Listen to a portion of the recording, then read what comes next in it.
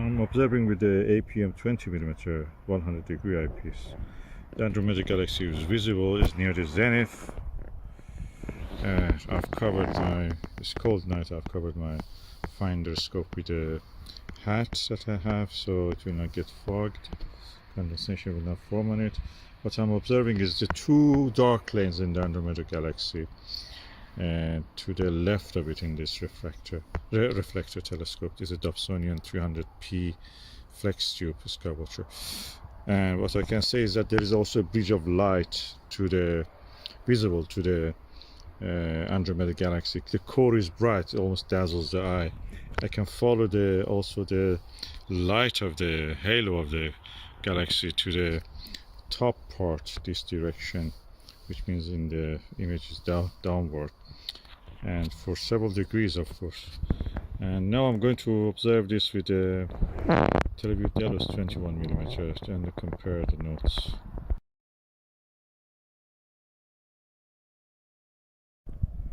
Okay, I'm now using the Teleview Ethos 21mm eyepiece. I mentioned Delos probably, but that was wrong. It's Ethos. And my first impression is that first thing is that it's parafocal with the APM 20mm.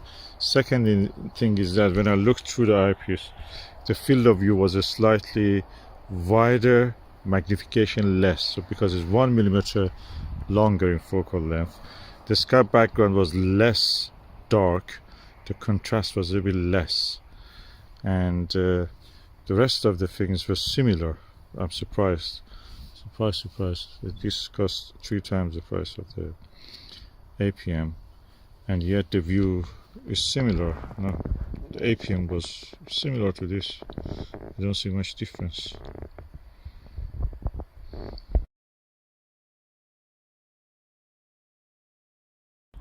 I can see same details, 2 dark lanes which mark the spiral arms of the galaxy. The brightness of the core of the galaxy is same, slightly less. In the APM it was almost dazzling. The core of the Andromeda galaxy was very bright, dazzling. This one is slightly less dazzling. And I can see the same 2 lines, 2 dark lanes, and the halo from the M110 to the M31 was a little bit less visible. Is there, but you have to look for it. What is impressive is that it starts from the corner to the end all are sharp and clear. In the APM, in the center, I can say around 60% of the center, 65% of the view is clear around the stars. The rest of it, when you get near the corner, gets a little bit elongated. So I think that's probably is a little bit coma mixed up with the astigmatism. But this one is corrected, well corrected for that. I'm going to observe more and just report on the rest of the results.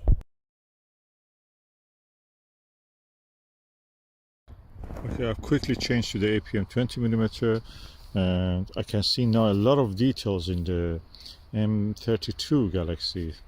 It's funny, you can see details in that. Brighter core, some lanes I can see, and the halo around the M32. What is interesting is that I must correct myself about the kind of aberration I see. 65% of the field of view is in focus, and the corner slightly stars when they're near the corner. They don't have the coma or astigmatism. They're a little bit out of focus. So what I should call it?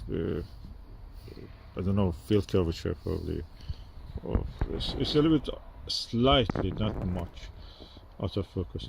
The view in this one I prefer, although the view in this one is more immersive than the Ethos 21, although it is 3 times cheaper. Let me just go remove the eye guard from the Ethos, which I added, and actually practically that made it a little bit less field of view on that. So I'll remove the eye guard and then come and see it with this one. Okay, now I have removed the eye guard and put the rubber eye cup back. The view is more immersive as much as the APM 20mm. the magnification is slightly less. You can notice that it's a little bit less magnified, and the contrast, that means, also is a little bit less. Now I can say that the same effect as I see on that, of course less in this one. The stars are a little bit tighter, but from up to 70% of the field of view is sharp. Then when you reach 70, up to the edge is a little bit less. Then near the edge, 5% near the edge, it just image gets mushy. The stars get a little bit, out of focus.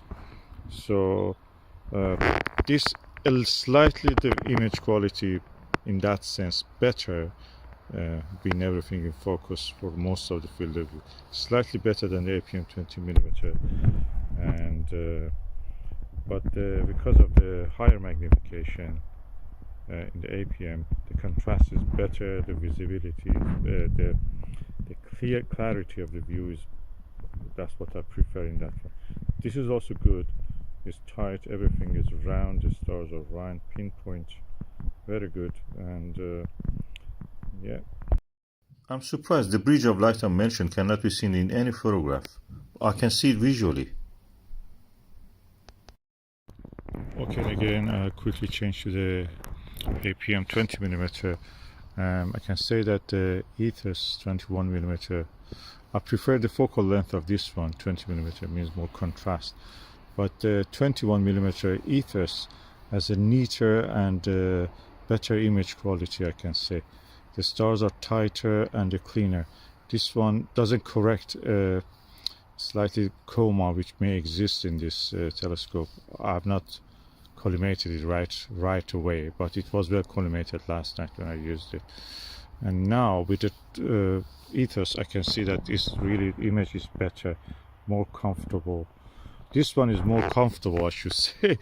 Ethos is a little bit less comfortable because you know that if you get damaged or anything, you're just feeling guilty and worried. But it's more, it's more friendly, this one, in a way, price friendly, pocket friendly, you can call it. If I want to go for a field trip and just somewhere in the field to observe, I will take this one, not the Ethos. If I lose that Ethos or break or something, that's a lot of money. This one is less money. But the comfort in this is better. The image in the Ethos is tighter, stars are tighter, and the image quality is neater and nicer. So let me go for a max vision 24mm 82 degrees eyepiece just to compare. They have similar, almost close image scale. Okay, this is the max vision 82 degrees 24mm eyepiece. Is equal to the Export Scientific 24mm 82, and also meet UWA, I think 5000 or 4000, with the same focal length and the field of view. They're equal anyway, they look similar.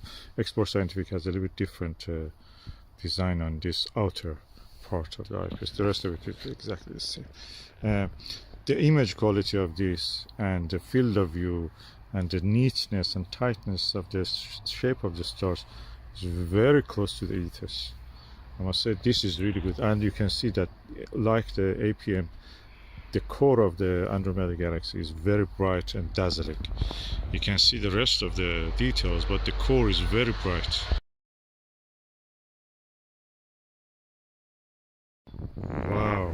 On this one, what I can confirm is that now I can see a star cloud, one of the biggest star clouds of the Andromeda galaxy, one of the arms of it, is to the side that M32 is located, but the opposite side of the in the lower part. If that M32 is there, that star cloud is there, and the core of the galaxy is there. And then if you go down here, that will be M110. So really impressive, and the dark lanes will be here. Really impressive. I can see so much details with this. These are more visible, easier visible in this one. Let me just see if I can see that same detail in the Ethos 21. I'm back again in the Ethos 21mm. Wow, I can see not only that star cluster, another a star cluster, I should say, a star cloud. Another star cloud also I can see, and I can see some spiral pattern in this side, not this side, that are two dark lanes. On this side also I can see some dark, very finer dark lanes which define the star clouds and the halo, kind of a spiral shape. I don't know, am I imagining things? I'm seeing a lot more. I know that those halo which connects the M31 to the M110 is actually very difficult to even visible in the 17 hours of integrated photograph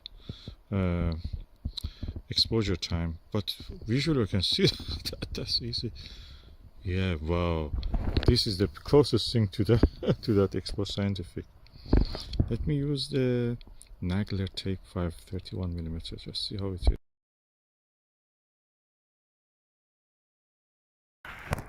Definitely a halo of brightness is bridging between the M110 and M31, offset not exactly to the core, a little bit above the core in this direction. If it is M110, the light goes like that, light bridge, in a kind of curve.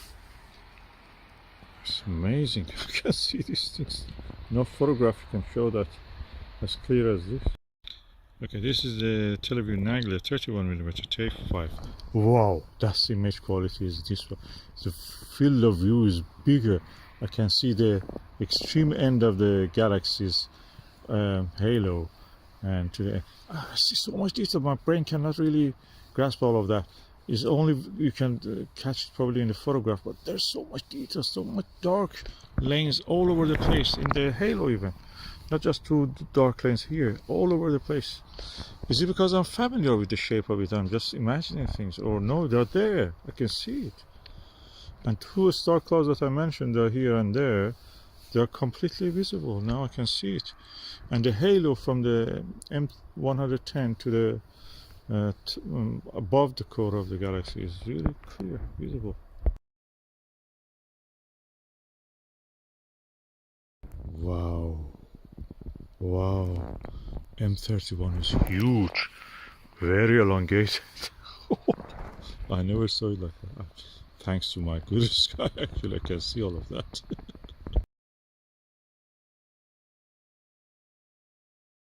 Okay, now I put the 40mm 68 degrees field of view max vision, which is equal to the Expo Scientific, and the meat of the similar specification. The image quality, the neatness and tightness of the stars is very similar to Ethos and Nagler, and but because the field of view is so huge, magnification is so low, the sky background actually increases the brightness of the sky, and you lose some detail in that. The contrast is less. Of course, you see the same details if you look for them because you know they're there, but they're not as easy as Nagler 31, which was amazing. And when you go down to the 24mm Expo Scientific, again 82 degrees, amazing, beautiful. And yeah, in the Ethos, yeah, good, but I don't think that is as good as the Nagler in my view. Yeah, I will just put it now, just to come back to it, just to see how I feel.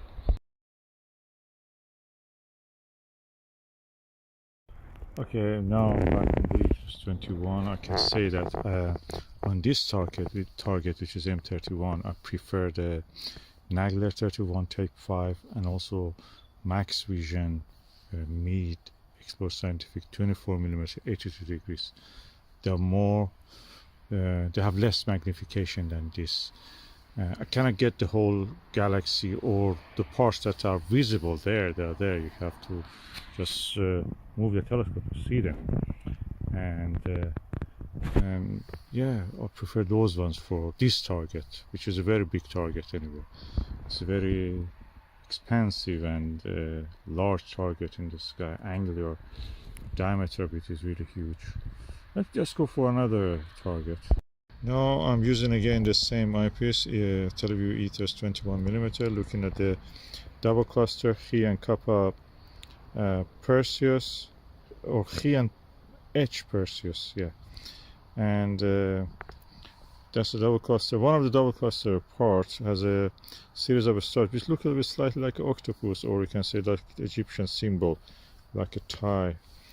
And I can see a lot of stars in that asterism. The rest of peripheral view, I'm not a fan of it. The stars a little bit look elongated and they don't look very much tight as they should be.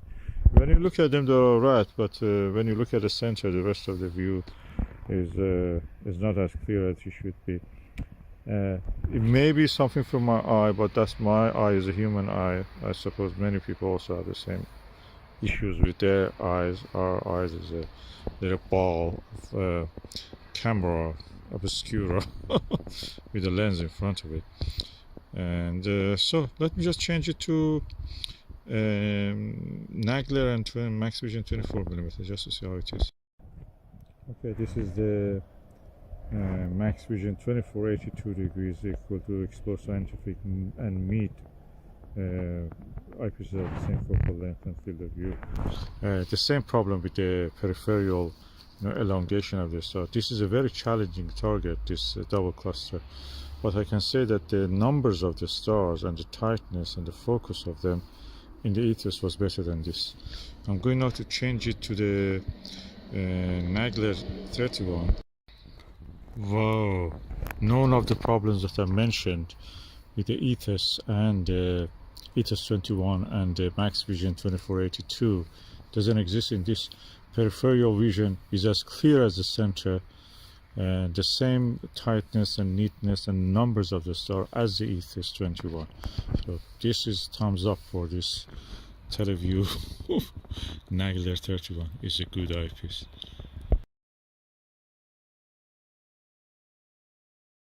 I must say I've never seen the double cluster so nice like this one, like in this eyepiece. Let me go and change it to the APM 20mm and then Max Vision 40mm 68. Okay, now HTC 20mm, again double cluster. The tightness and neatness and the roundness and the uniformity of the field of view and the total view of the cluster in this eyepiece is very similar to Nagler. The only thing is that Nagler had a bigger area of the view, and this one had higher magnification. Besides that, yeah, they are very similar, and I think this one in this target double cluster is better than the Ethos 21. Let me just bring that again just for a moment.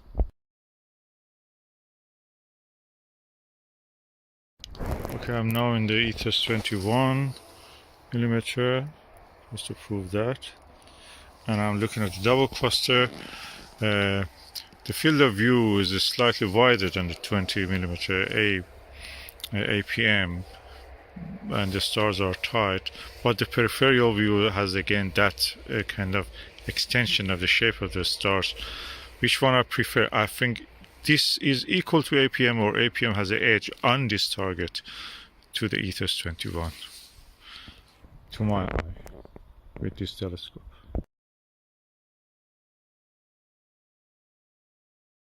Okay, now I'm looking with the Max Vision 24mm 68 degrees equal to the mid of the same and Explore Scientific of the same specification. I can say that the view is only second to the, on this target, which is double cluster, second to the Nagler 31, which is 31mm type 5. This is a big target, of course, it's a very extended target, and visibility of it is best to in the lowest magnifications. So if I want on this target categorize, Teleview Nagler 31mm type 5 comes first, second comes Max Vision 40mm 68 degrees, third comes the APM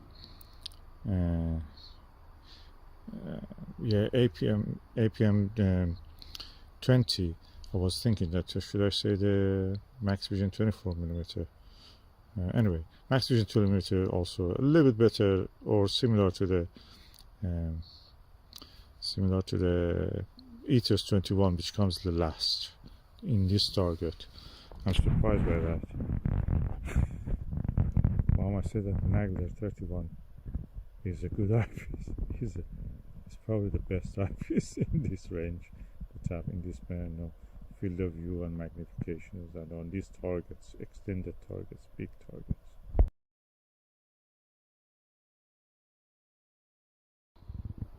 Back to Nagler 31 on the double cluster, I must say that, yeah, for color rendition and loyalty to the color, this eyepiece is really good because it shows me several red stars actually. I couldn't not recognize any color in the other ones other than white or blue, probably white mostly. And in this one I can see some redness in some of the stars in this cluster, so that's really good. This is one of the best eyepieces. Let me go on the plates. Again, Nagler 31mm, and I can see that the plate is very good. Not as good as the times I used the normal achromat refractor, and but it's good. It's good. I can see a lot of mobility around the stars also in this cluster. Okay, it is 21 on the plates. You can see the image quality on this one very similar to Nagler 31. Probably the stars are a bit tighter and better and closer to the being round, but the field of view for the cluster, which is really huge, is smaller, so you don't see the whole cluster, whereby with the 31 Nagler you could easily see. So in this one, this ETS is better.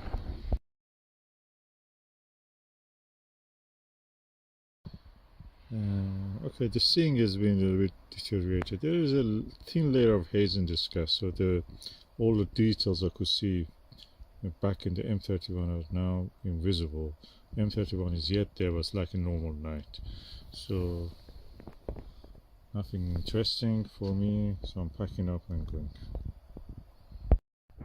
Okay, I'm now back indoors. My assessment of the Teleview Ethos 21 is that it's not the eyepiece that worth at the moment is 769 with the postage and everything. 781. It costs almost £800. You can buy a big double door fridge with that money. Does it worth? No. APM will do similar to this, and Explore Scientific 82 degrees 24 will actually equal this.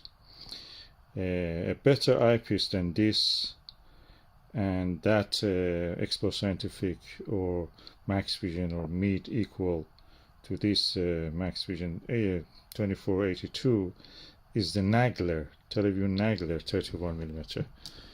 This is not a bad eyepiece, it's a good eyepiece, but it doesn't worth that price. The price of it should be at the most 1.5 times of the APM, not more.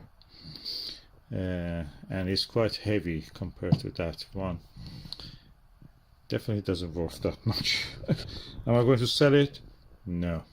Spent the night in very good conditions. The sky condition was really good. With these 5 eyepieces, Underscore Watcher, Skyliner Flex Tube 300p, reflecting Dobsonian telescope. And I found that on those 3 targets that I observed, Pleiades, Andromeda Galaxy, and the double cluster in Perseus, Teleview Nagler Tape 5 was the best. Closely matching that was the Max Vision 68 degree 40mm eyepiece, which is equal to Meet and Explore Scientific of the same specification. And then probably I should put this after that Nagler, so I put them close to here. This was really good also, surprisingly. 24mm Max Vision 82 degrees eyepiece, equal to Meet and Explore Scientific of the same specification, and probably look in the same look with the Meet. Then comes to the 100 degree eyepieces. I don't have any difficulty in seeing the field of view with the 100 degree eyepieces. I'm using them all the time. I have the lower magnification, I have the Skywatcher Myriad version, I have the APM, and I have the Ethos. Now Ethos 21 here was used. So my judgment was that Ethos 21mm is not the best eyepiece that it is advertised to be. in my experience and in my the targets that I saw and the exceptional night I spent with them, it was very closely matched by APM HTC 20mm eyepiece. And if it was me and I was going to spend again the same money, I would go for the APM. That gives me the better view, more comfortable, and it was cheaper also.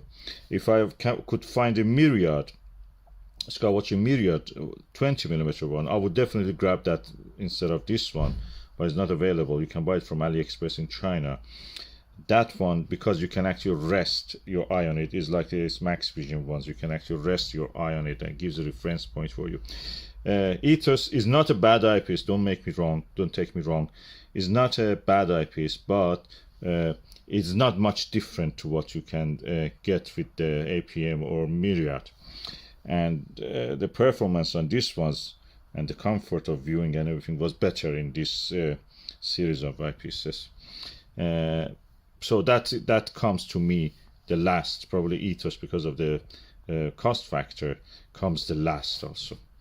So but if you want to, based on your judgment for purchasing this, I must say that the best one is the Nagler. Then there is Max Vision one and Explore Scientific and Mead one. 68 degree and 82 degrees are really good. These are, I don't have difficulty with the 100 degrees, but these are good, but not the best. I could have a better view with the Nagler and this other two. Just after using these eyepieces, the weather was so clear near the morning, early down, that I just couldn't resist. I went and took these giant binoculars, which is 20 by 80. I bought it second hand for around £60 some years ago. And I used it and I could see everything. You know, I saw M33, M31, M32, M110 satellites of the Andromeda galaxy. I saw the M35, M45 plates, M42. M35 is in the, of course, the Gemini. I saw the M1, which is very elusive if you want to find it by the, just star hopping. It sometimes can be elusive, easily observable with this. Then I realized why I'm bothering myself with all those eyepieces and telescopes. It's like blinding myself. This was an eye-opener. That's why practically I could use it easily. Then it dawned on me that this is because of all this hype they create in the forums, astronomy forums. And it dawned on me, I used these astronomy forums for a few months. Then it gradually dawned on me, these people are there for a reason. And that reason is to actually, sell these eyepieces. First Light Optics, for example, sponsors or actually owns the Stargazer's launch. Another company in America owns that, what is it called? Just Cloudy Nights. So their duty there, the moderators and the people who may have several accounts even themselves, or the guys who work with them, their job is like these shops. You go to Turkey or somewhere like that, they drag you into the shop from the street. They have to call you and drag you, attract you to the inside of the shop so they can sell you something. Their job is like that. They make all this hype about Takahashi, Teleview, all this expensive stuff. And they don't let you actually get the advice or the thing that you have to do. And that is observation and enjoying your hobby. It makes a money pit for you that you're just all the time spending because they have the better one than you. And all the time they're showing it to everyone. And they're photographing it. They show what the postman has brought. Look at my case full of eyepieces, expensive eyepieces. This is the way they trick the people to come actually spend money, when actually you could do better than that with a binocular. I also have a 750. When I was younger, I used to have 1240, and I could see all the Messier object with that. The 1240, which was a Russian Zenit binocular. This one is Swedish, I think, or English or whatever. Helkinson, so it must be Swedish.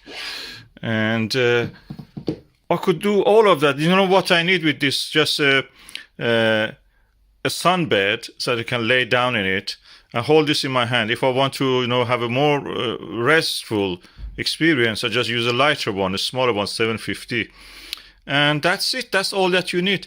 All of these practically expensive stuff, they don't give you any more joy than using your own. Great amateur astronomers like James Alcott, the guy who discovered a lot of comets, all the time they were using binoculars, and they were using it inside the can you believe it, inside the conservatory, from within the, looking through the sky from the within a double glaze, from through a double glazed window glass. They were looking at it. They didn't need any of this expensive stuff. These things came since the first light optics and other things decided to, push up their sales. They have accomplices in this, the moderators, if you look at them. One of them actually get kicked out because he was not doing it. John Huntley, if you look in the Stargazers launch, John was one of the greatest moderators. And he started using actually the names of the brands. And then he was kicked out for whatever reason it was. Then he stopped using name brands, but he was active in the forum after that, even just on his own. Probably he couldn't tell to his family that he has been kicked out. He's an old man, he's retired. And with the disgrace, they kicked him out. And he had to, pretend that he's there. But he stopped using the names. And he was also telling to them, look, you make all these things about Takahashi, and it's just a refractor, 80 millimeter refractor, 100 millimeter, 120 aperture size refractor. They're not any better than a Dobsonian. They cannot be better. They cannot be really highly better than a achromat or a Fraunhofer telescope like this red star wave. And that was it. They insulted him in a very bad way over the mount by the Rowan Astronomy, I think AZ-75. He was suggesting that for the test, they should actually have included some slow motion controls. Those guys were one of them called the Stu. He is a real bully, and the other one is Grant. They started to actually insulting him in a way.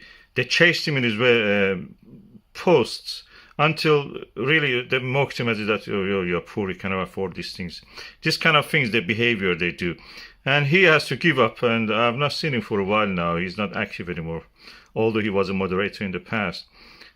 This is very nasty, don't fall into the trap of spending money. A binocular serves you better. This is my advice to you. By the way, the John, his real name is John Huntley. In the Cloudy Nights American Forum, he comes with his real name, John Huntley. But in the Stargazers launch, he was a moderator under the name John. And he has reviews of the many eyepieces, including, for example, Skywatcher Myriad, the Skywatcher SWA. Look for this, you will see that he has compared the Myriad 20mm with the 21mm ethers, and practically thought they're not much different. I wish I would listen to his advice. And that's what everybody else also says. Practically APM 20mm is equal to the Skywatcher Myriad in the mechanical build or anything. This is the same as the ethos, practically. Just ethos wants to be, snobbish. They make it 21 to standing out. Like 30, everybody makes 30mm now, 82-degree eyepieces. Al Nagler decided to make it 31. So standing out. These are all marketing tricks. John, he's not there anymore, as far as I know. Yeah, get one of these, and you will not need all those eyepieces, because the eyepiece is just one part of the thing. And in here you have this eyepiece, and this gives you gave me actually the biggest field of view I could see. M33 was shining, dazzling. With the telescope, even with the Nagler, it's just nothing more than a little bit fuzz. But with this, you could actually see it. And M31, M32, and M110, all this that area was full of this. The deep sky objects. Unless you want to do some, planetary thing that you just can do it with any ichromat. Can do it even cheaper with the Dobsonian. Second hand.